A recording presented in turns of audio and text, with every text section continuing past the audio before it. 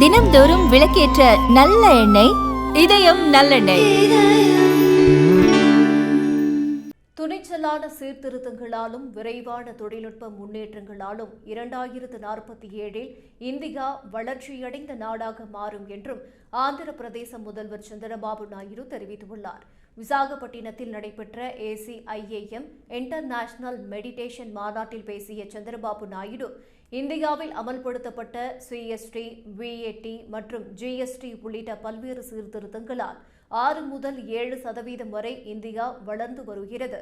இந்தியாவின் மொத்த உள்நாட்டு உற்பத்தி 10% வரை வளர்வதற்கான வாய்ப்பு உள்ளதால் இந்தியா முன்னேறுவதை யாராலும் தடுக்க முடியாது. நரேந்திர மோடி ஆட்சிக்கு வரும் முன் உலகின் 11வது பெரிய பொருளாதாரமாக இந்தியா இருந்த நிலையில் இன்று உலகத்தின் 4வது பெரிய பொருளாதாரமாக வளர்ந்துள்ளது. 2026ஆம் ஆண்டில் ஜெர்மனியை பின்னுக்கு தள்ளி உலகின் 3வது பெரிய பொருளாதாரமாக இந்தியா வளர உள்ளது.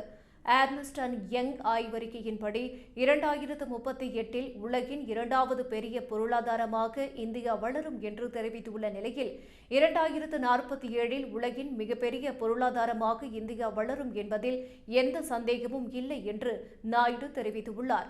மேலும் 1991 கொண்டுவரப்பட்ட பொருளாதார சீர்திருத்தங்களும் தகவல் தொழில்நுட்ப புரட்சியும் இந்தியாவின் பொருளாதார வளர்ச்சியில் மிக முக்கிய பங்கு வகித்துள்ளது என்றும் வரி விகிதத்தில் செய்துள்ள சீர்திருத்தங்களால் இந்தியாவின் வளர்ச்சி விகிதம் அதிகரிக்கும் என்றும் சந்திரபாபு நாயுடு கூறினார்.